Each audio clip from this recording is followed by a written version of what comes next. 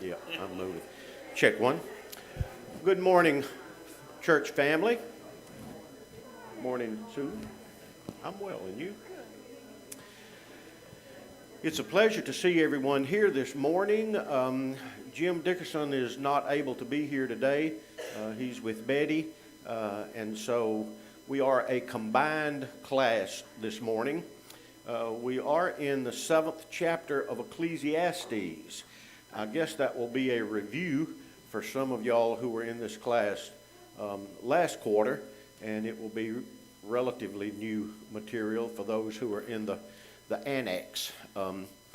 Since I think we'd gotten into chapter 7 in the other class a little bit, but I think I'll go back and review just so we'll kind of be on the same, everyone will be on the same page.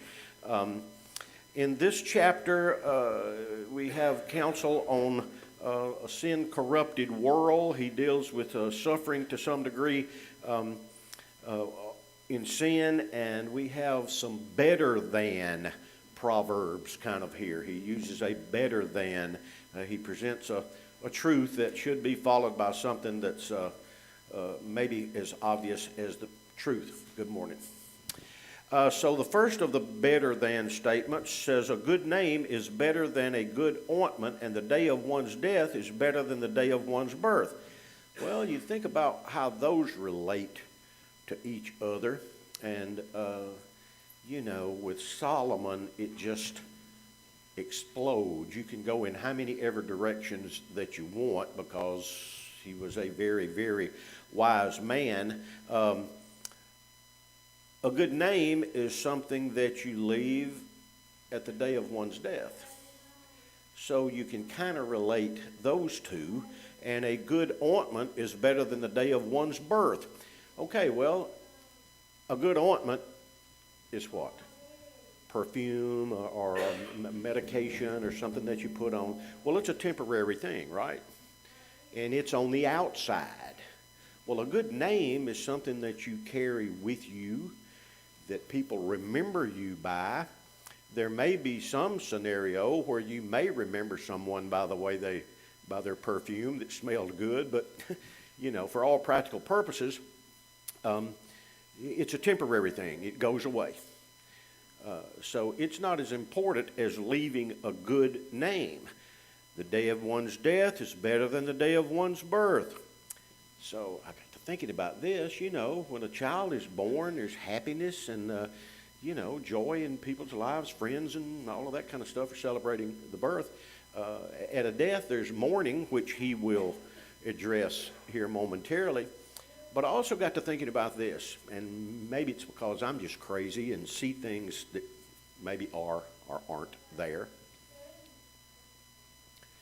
Every year, the whole world, I guess, maybe at least the western half of the world, celebrates Christmas.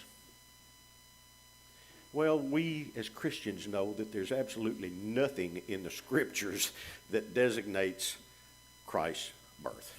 My dad used to say about it, he would say, well, if Jesus and the angels are up there in heaven looking down and the angels say, what are they doing? That's just not your birthday. Jesus said, well, they don't really know when it is, so they just kind of picked a day to celebrate it. It's okay with me, which, is okay as long as we don't scripturalize that. And we celebrate that once a year. When do we celebrate his death? Every Sunday. Now, Solomon, I don't know, but that hit me in the face. Christ's birth, yes, great. Aren't we so glad that he was born? But aren't we absolutely overjoyed by the fact that he died for our sins? So, is the day of one's death better than the day of one's birth? Something to think about, okay?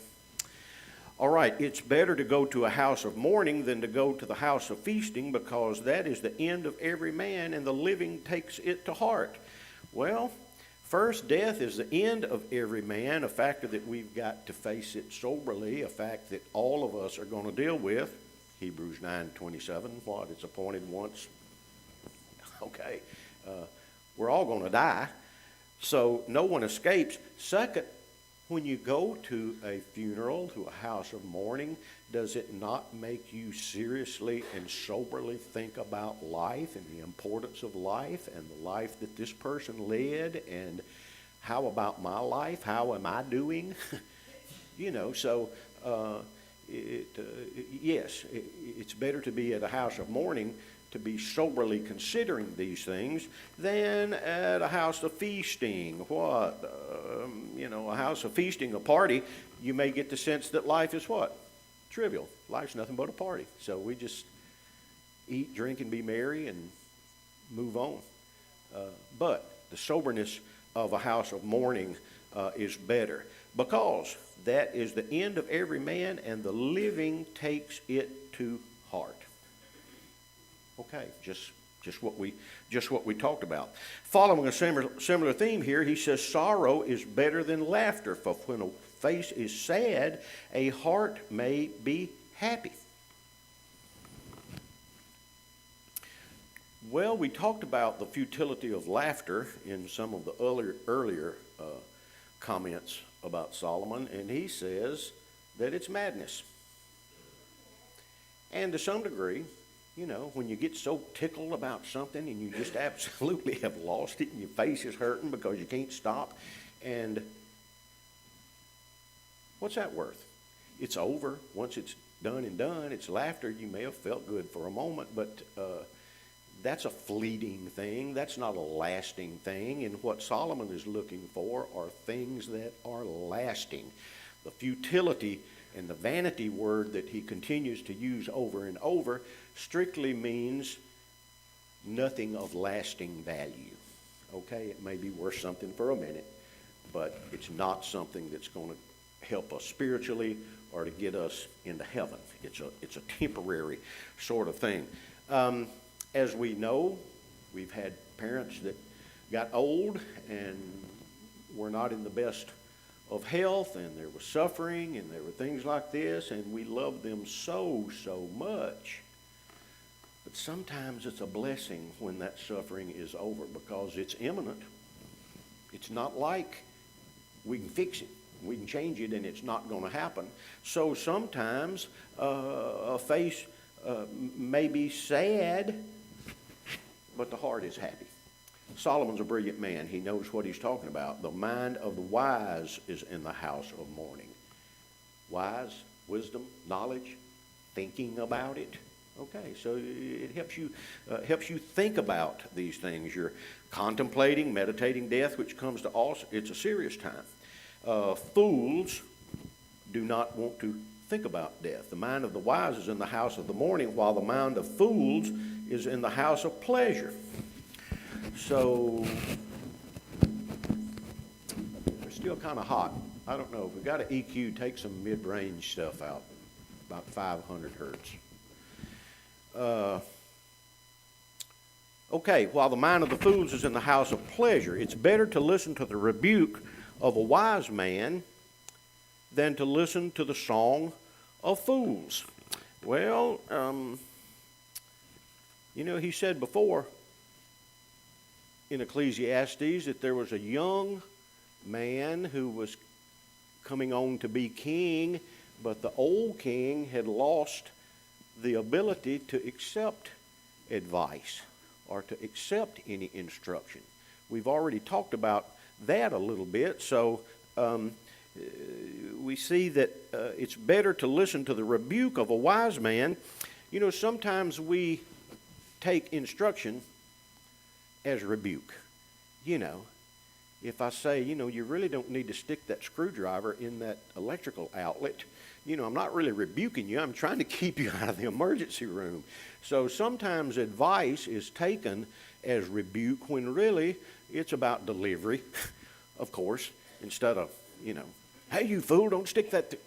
Maybe that's not the way to do it. It may get their attention quicker, but anyway. So the rebuke of a wise man, it's better to listen to that than to listen to the song of fools. The song of fools is associated back with that house of pleasure that we talked about. It may seem more fun than a funeral, but Solomon says no. It's better to listen to the rebuke of a wise man. People prefer to listen to those who sing songs of no value. You know, I love a song. I love a good one. But it's fleeting. It's also just a moment in time. It's not nearly as serious as contemplating the things that can be said to help you out. It was Ecclesiastes chapter 4. I made a note of that when we talked about the wise young man versus the old fool. I've probably said this quotation in this room before, but I think it warrants maybe being said. Thomas Paine, I don't remember him, but he was one of those 1776 guys, okay? You know, Constitution and all of that. He said, "He who dares not offend cannot be honest." He who dares not offend cannot be honest. If I am scared that I'm going to offend you, then I can't be truthful with you. If I, need to say, man, those shoes don't really match that coat.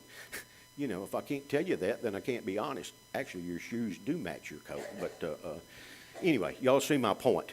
All right, I love this verse, number 6. For as the crackling of thorn bushes under a pot, so is the laughter of the fool, and this too is futility. The beauty in that writing, can't you just, when he says the crackling of the thorns under a pot, you know exactly what he's talking about. And what about thorns burning under a pot? Is that the same as a good old red oak backstick? There's some of us who know what a good old red oak backstick are like, because it's about the heaviest one that Daddy would have me come put on the fire. But that crackling of a thorn, what? It's going to make a big loud splash. It's going to be bright and brilliant. And then how long is it going to last? It's going to be ash. So the laughter of a fool, this is what we're talking about. It may be ha, ha, ha, and it may be loud, and it may be brilliant, brilliant with light, not with intelligence. Bright maybe was a better term to use. But it's gone, and it's futility of no lasting value. Thorns under the pot are not going to make that thing boil, no matter how long you watch it. Right? Okay. All right. This too is futility. Verse 7, for oppression makes a wise man mad, and a bribe corrupts the heart. Some of the commentaries that I looked into talked about wise people being saddened by oppression. It undermines the principles that make society good, and so that's not a good thing. I kind of thought it meant that oppression by the wise made them look like a fool, because we go on to talking about later being more wise than 10 rulers or whatever. Oppression by the wise makes them foolish. Is oppression in any form, in any way, good? No, we're not talking about advice and direction. We're talking about oppression. And there was a lot of oppression during these times. It was troubling to Solomon in chapter 4 and chapter 5. He talks about oppression and how troubling it is. And the oppression of his son Rehoboam was exactly what caused the divided kingdom. That's what split God's kingdom into the northern and the southern. It was that very thing, was oppression. So 1 Kings 12, you can read about that. A bribe is dishonest. And where does dishonesty come from? Well, the fruition of it is in your hands. And when we're talking about the heart, ladies and gentlemen, we're talking about the real deal here, because that's what God is looking at. Not that he doesn't care what we do with our hands or how we spend our days, but the heart is what he's looking at, and that's where a bribe, it shows corruption. It shows sickness and disease. The NIV said extortion turns a wise person into a fool, and a bribe corrupts the heart. Also translated, destroys the heart. And I don't think I've I know I've never been bribed to any fruition. I don't know if anyone's ever tried to bribe me. I don't know what they would have bribed me about, but I've never fallen into that ploy. But you see it on the TV or you hear about it or whatever. And is it just a one-time shot? I'm gonna bribe you, and we're gonna cover, and now we're done. That's all I want. No, that phone rings again. Oh yeah, remember. And so even in reality or in theory, a person who will bribe you, won't he bribe you? If it's in their heart, it's going to be a continuing thing, and it's destruction. It destroys the heart. Once again, verse 8, the end of a matter is better than its beginning. Patience of spirit is better than haughtiness of spirit. The end is better than the beginning. We're done with it. We started something. We had patience to finish it. We became Christians when we were baptized. We got to have patience of heart, which is what we've been talking about here, to finish it, to get to the end of the road. I like this scripture. It is 1 Kings 20:11. 1 Kings 20:11. You can go there if you want to, or I'll read it to you. Different translations may say different things. This is when Ben-Hadad, the king of Aram, was kind of bribing Ahab, if you want to carry that thought through.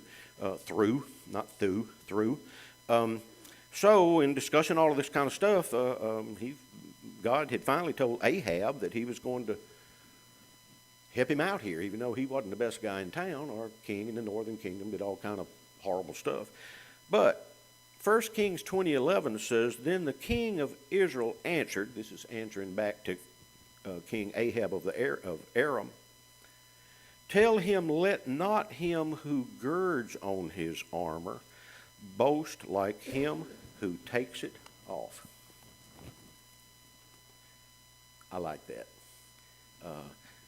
NIV or King James 1, anyone says who puts on his sword, the one who puts on his sword should not boast as much as the one who takes his sword off. That's basically what he's talking about. Pardon? Harness his... Okay, puts on his harness rather than taking one off. Okay. We understand what he's talking about. If you're putting on your sword for battle, now's not the time to boast about this. If you're still alive and make it back to the house and taking your sword off, well, maybe now you got something to boast about. But don't be boasting when you put that thing on. And that's what he's saying. The end of the matter is better than its beginning. Patience of spirit is better than haughtiness of spirit. All right, those are the better than statements that he is making. Yes, sir. James and Peter borrowed from some of Solomon's writings, but specifically Proverbs 3:34, and the way they interpret that is God resists the proud, but gives grace to the humble. And that's straight from Solomon. It's straight from Solomon. Many of the Proverbs you see repeated concepts that he has said, and we say it a lot in here. I always like to use Miss Fay Hayden. She was my English teacher, and if she wrote it on the blackboard more than once, it was going to be on the test, okay? So if we're told these things over and over in the scriptures, maybe we should pay attention to that, okay? All right, if you want to continue to look at New Testament application, Luke 14:28 says, who starts to build a tower without what? Looking at the cost, because if he starts it and can't finish it, then what's everybody going to say? Fool. Which is what we're talking about here, okay? All right. Going into chapter 9, changes the groove a little bit. Do not be eager in your heart to be angry, for anger resides in the bosom of fools. Is anger ever good? You ever wake up in the morning saying, boy, I hope I get angry about something today? You may wake up already angry about something, but therein lies the problem. Galatians 5:19 is listing many of the deeds of the flesh, and anger is right in the middle of that list. Ephesians 4:26, be angry but do not sin. So there's nowhere that says do not be angry, thou shalt not be angry. Because God got angry. Jesus got angry at the money changers he had to be angry. He's kicking over stuff but he didn't sin. Do not let the sun go down on your sin. If you let the sun go down on your sin, what does that mean that anger is doing? Residing in your heart. That's just what he is saying. Because anger resides in the heart of fools. There's no time that's good. It resides in the heart, especially do not be eager in your heart to be angry. Don't be eager. Don't be looking for something to be angry about. If it comes, let it pass and don't sin. Don't let it go down. Try to fix it. Try to fix whatever it is that you're angry about. Do not say, why is it that the former days were better than these? For it is not from wisdom that you ask about this. The good old days. We all think about them. Some of them were good old days. Some of them were bad old days. Don't want to do them again. But isn't that futility? What good are we getting about dreaming about the past and how things used to be and how I used to be and what I used to look like and what I used to have and used to? That's futility. It's not worth anything. It's not from wisdom that you ask about this. Verse 11 says, well, in the next few verses here, he talks about wisdom and money. This is things that Solomon continues to bring up. And I have a tendency to repeat myself the older I get. My daddy would be asked a question, and he would sometimes say, I'm not qualified to speak on that subject. He would just tell people, if that's something I can't talk about that. I'm not qualified. Was Solomon qualified to talk about wisdom and money? Yeah. He knows what he's talking about. Wisdom along with an inheritance is good and an advantage to those who see the sun. Now, when we talk about see the sun, he's talking about everyone who's alive, okay? For everybody that sees the sun, an inheritance is good. Solomon, in this scripture, wealth is usually characterized by using it wisely. We talked about last week about the guy who was rich, he had friends, he had honor, he had all of this stuff. But it said God wasn't allowing him to enjoy it. He had everything, but he could not enjoy it. It wasn't God's fault because God had given it to him. It was his heart.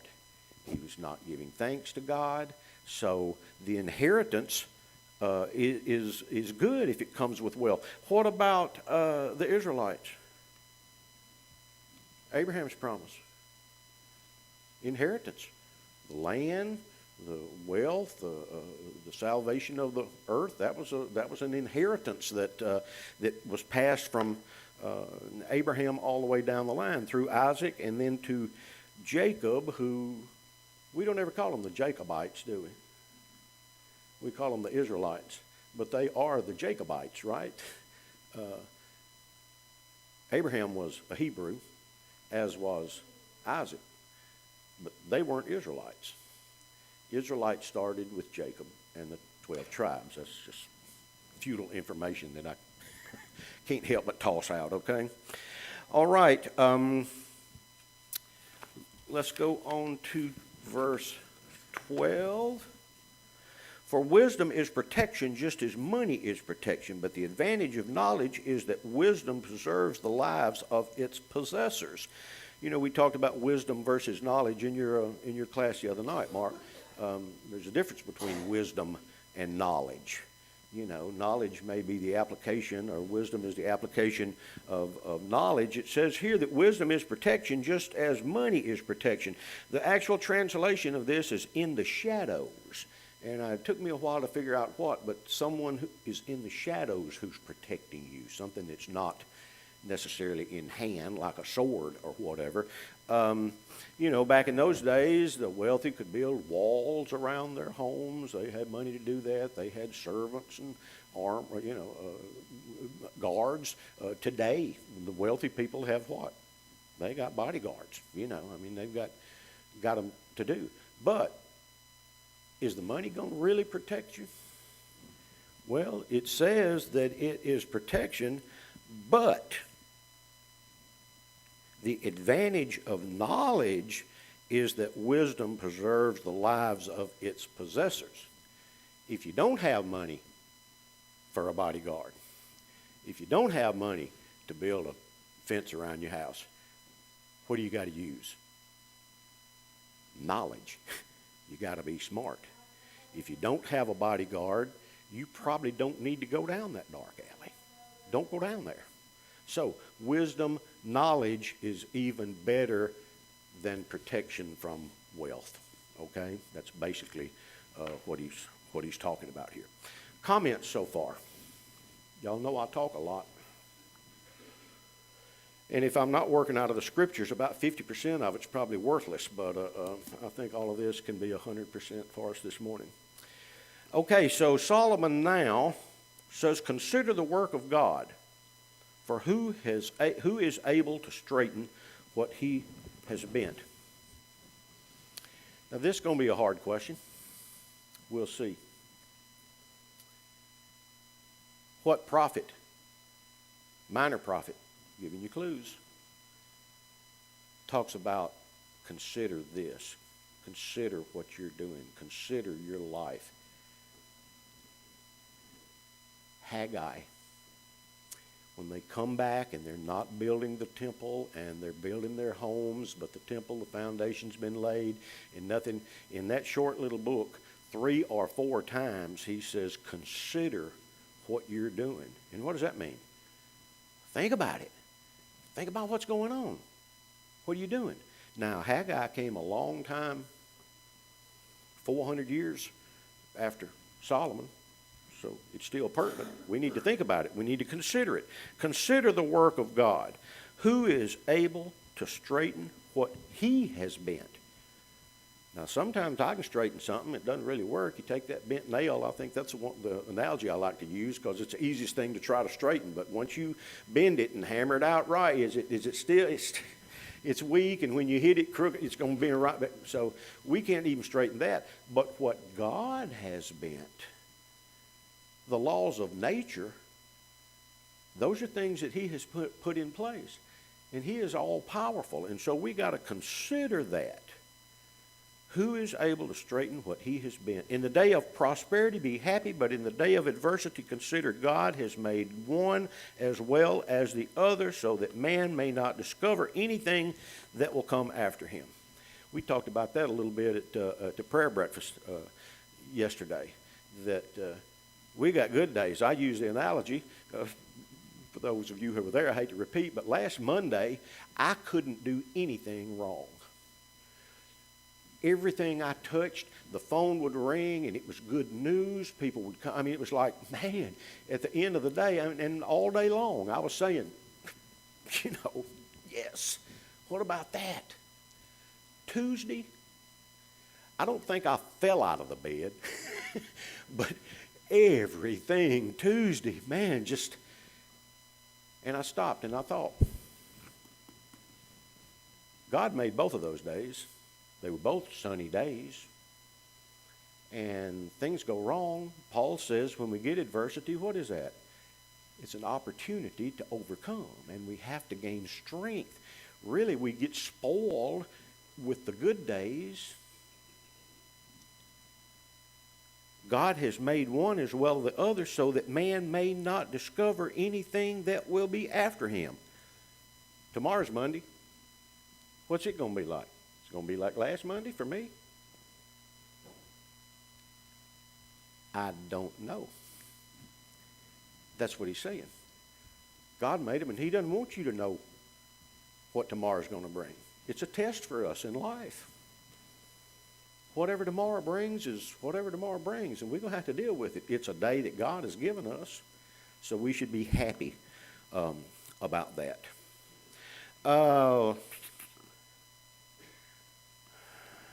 Often man inflates his own worth and intellect and tries to change or undo what God has established.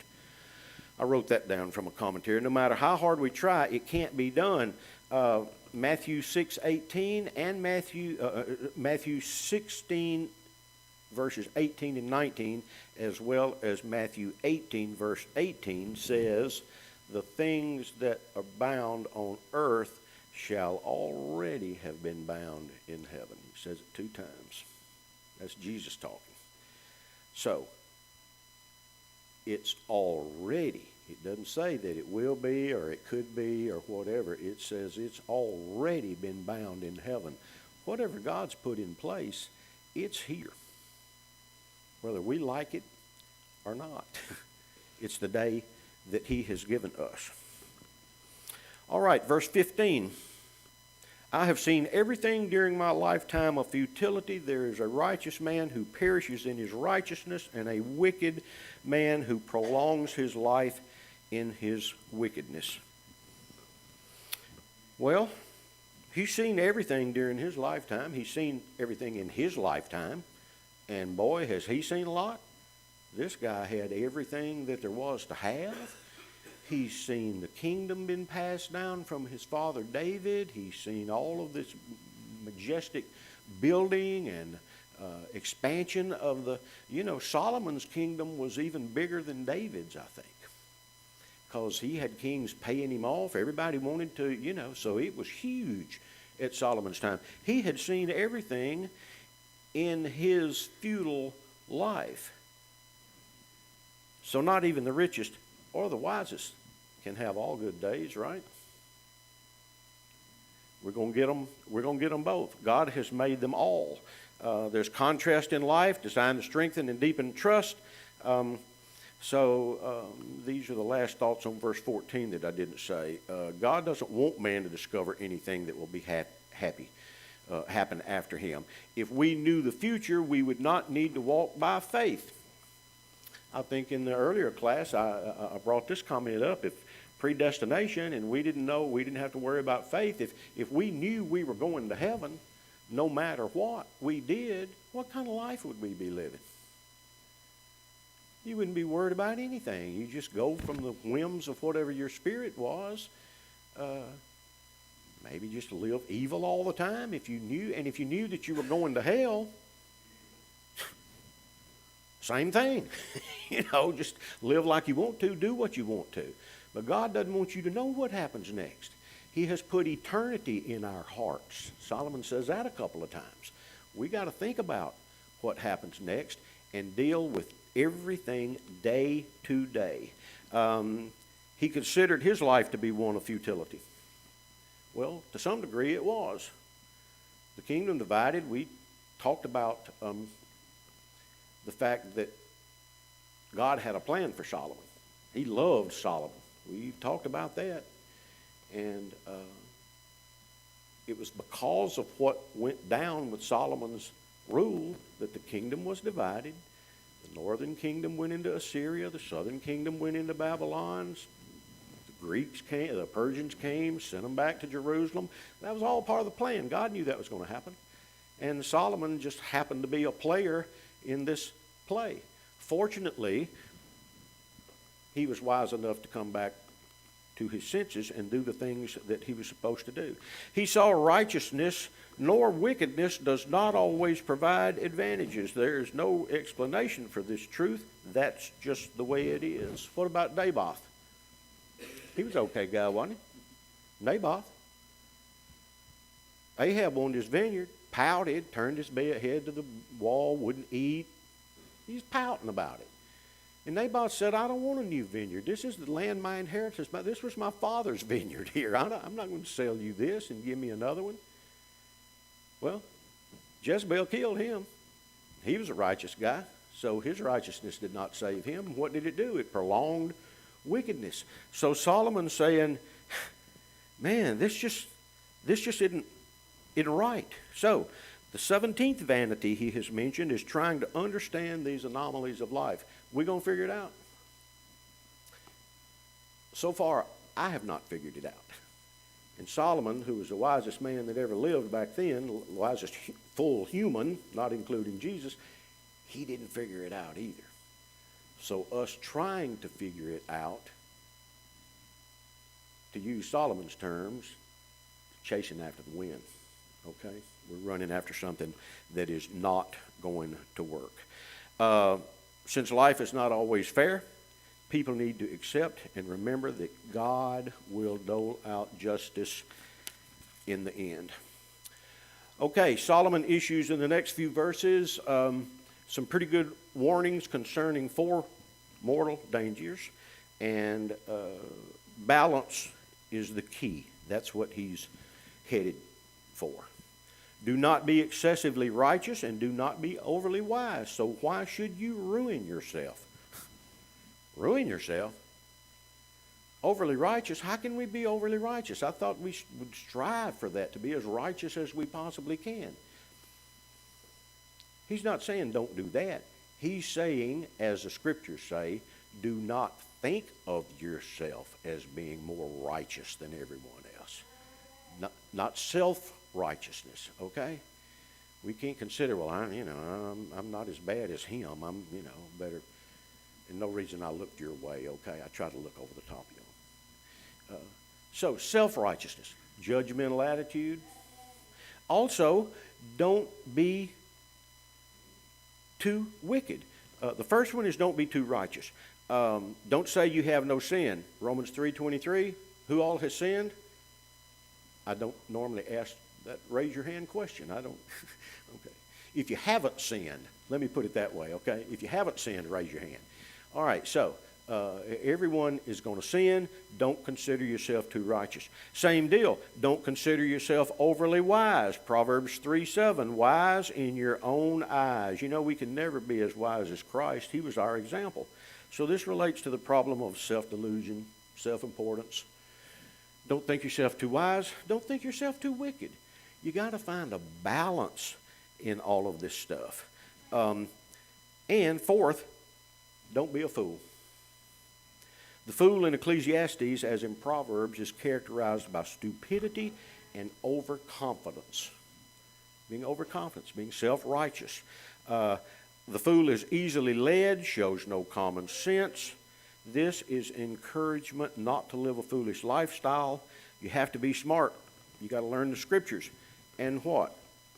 Why should you ruin yourself? Do not be excessively wicked. Don't be a fool. Why should you die before your time? Is excessive wickedness sometimes cause you to die sooner than other? Well, of course, just, the first thing that comes up is drunk driving, kill yourself and somebody else.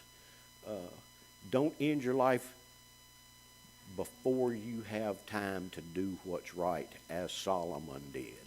Okay? That's another thing he was qualified to speak on.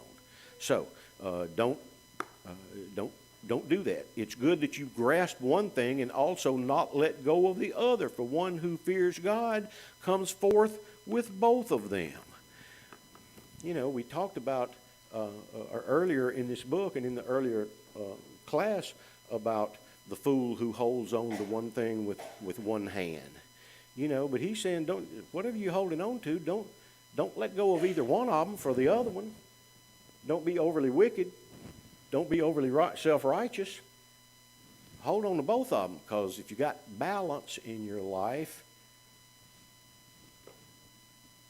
one who fears God will come out with both of them. You have them both. You got something at the house, you decide you're going to sell it. Think I'll sell that thing. You sell it. They give you money. What do you do with the money? Go to the grocery store. Spend it. Now you don't have the thing. You don't have the money. You let go of both of them. Now you have neither of them. Okay, same deal. While this section is kind of about 4 things, it's really just two. Talked about righteousness and wisdom, wickedness and foolishness. They appear to be four, but they're really just two things. One, righteousness and wisdom. Don't add to an exalted opinion of yourself through righteousness or wisdom. Number two, wickedness and foolishness. Avoid them both. Neither of those are worth holding on to, okay? So, God provides the balance between these extremes, which Solomon's talking about. The man who fears God will come out with both of them. He learns the lessons of balance and avoiding extremes. No extremes. Don't go too far in any direction. You get too far out there, what may you not be able to do? Come back. Come back. Okay, we're accepted by God on the basis of Christ's perfection, not ours. If we think we're going to be saved, we're going to gain salvation on our own works or our own faith, it's not going to happen because we sin. God's grace is what will save us. Philippians 3, 4 through 9 talks about that, and 1 Corinthians 1, 8 through 25 talks about the wisdom. At the same time, it's foolish to think that freedom in Christ is a license to sin. Paul talks about that. Just because of the grace of God, does it mean sin more? Heaven forbid, he says. No. But we're going to sin. That's the nature of mankind, since the devil is here with us. Balance is the key. All right, so the foundation has been laid here to fear God. Verse 19, wisdom strengthens a wise man more than 10 rulers who are in the city. Well, two primary subjects must be looked at here in the light of the fear of God. That fear that we talked about in verse 12 is that wisdom is what protects us. It makes a man more capable than 10 rulers. Well, logic would think that if you're a ruler, especially 10 of them, they're wise guys. They ought to be smarter than me if they're 10 rulers. How'd those guys get to be a ruler? By positive actions? Maybe, maybe not. Maybe they bribed. Maybe they did whatever to get into that position. That doesn't make them wise just because they are a ruler. Somebody, maybe Shakespeare, some people are born great. Some people achieve greatness. Others have greatness thrown up on them. They weren't born. They didn't achieve it. They just suddenly, something happened that made them. So, just because you're a ruler doesn't mean that you are overly wise. A person who fears God has wisdom and protection far beyond others, even those that may have appeared to be successful. It may be the governor, that may be the president, it may be the CEO of whatever, but one who fears God has more protection than those. Were you wanting to say something? Oh, okay. All right. Now he talks about how God is to help the righteous man. Indeed, there's not a righteous man on earth who continually does good and who never sins. Well, boom, right here he's talking about the sins of omission and the sins of commission as we use those. There's no one on earth who continues to do good. That's what he says. He doesn't continually do good, so if he leaves something undone, he's omitted something. There's something he should have done that he did not do. So that's a sin of omission. And then there's no one who never sins. Oddly enough, 1 Kings 8:46 is Solomon talking, recorded by the writer of Kings, and he says, in parentheses, for there is no one who never sins. Well, James, we continually get these New Testament references all through James 4:17. Who knows to do good and does not do it, what? It's sin. So, if you don't do it, if you omit doing something that you should do, that's sin as well. 21 and 22, also do not take seriously all words which are spoken, lest you hear your servant cursing you. For you also have realized that you likewise have many times cursed others. Way back earlier in the book, it says, you better be careful about what you say. The New Testament says that all words, everything that you say is going to be brought out before God. Everything that you said is going to be brought out before God. In those earlier chapters, he says, don't even say it in the bedchamber where you think nobody's going to ever hear. Because basically what he says is, he uses a bird, which we use today. Oh, how'd you find out about that? Well, a little bird told me. Stuff's going to get out. So be careful what you say, and don't pay attention to everything that you hear. How many times you ever said, wow, I shouldn't have said that. I wish I hadn't said that. Everybody has been in that scenario. And that's what Solomon's saying. Don't listen to everything that you hear, even if your friend, if someone is cursing you, be wise. Do not listen to everything you say. Everything you read in the newspaper, on the tabloids, when you're walking through the grocery store line, all that stuff's true. If it was on the internet, it's got to be true, right? I mean, it's on the internet. Don't believe what you hear. Solomon is telling us that, and so Solomon even knew about the internet. Okay, So I tested all of this with wisdom, and I said, I will be wise, but it was far from me. Wisdom doesn't solve everything. Same thing with 21. Don't believe all that is spoken. What'd Solomon say? I will be wise, and he says it was far from me. I didn't even do it. And this is wisdom without God is being futile. That is what Solomon proved. Okay? He had wisdom, but through a major portion of his life, he did not use it in accordance with God's will. And that is where we get out of whack. So, verse 24, he asked, what has been is remote and exceedingly mysterious. Who can discover it? He asked a question with an expected negative answer here. Who's going to know all about all this stuff? We can answer that question. Solomon didn't have an answer for it, but who knows? God knows, because he's got a plan. He has put it in motion, and it's beyond our ability to grasp it. Paul refers to the mysteries that now have been shown to man, so it's got a cloud of mysteriousness about it. But through the Scriptures and through knowledge, we can learn those things. Man must fear and trust God. Romans 11:33 through 36. All right, we're getting very, very close here.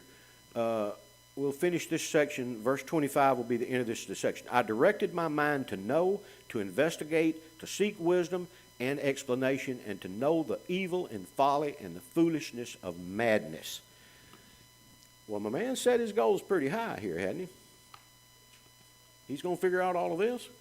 He said, I have set my mind to it and directed my mind to know it. To know, gather as much information as possible. To investigate, same word used when they sent the spies into the land of Canaan. Go see what's over there. Gather as much information as you can, research, to spy out, to explore, to seek an explanation, to grasp the things and count and compute and to take into account. He was looking for answers. That's what he was after. And now the second time in verse 5, he says, to know. So he's trying to figure it out. The evil and the folly of mankind. Why is folly so evil? Foolishness destroys a man's credibility and ability to influence others to do the right thing. If you're acting like a fool, speaking like a fool, who's going to pay attention to what you're going to say? How are you going to influence anyone to come to services? Would be the first thing that you would think about, to listen to the word if you're being foolish. I mean, we see those preacher guys on TV. Who's going to pay attention? Unfortunately, many. But, yeah, that's not going to get you anywhere. I appreciate your attention. Class for Annex, we'll start with verse 26 next week, okay? Thank you all for your attention this morning.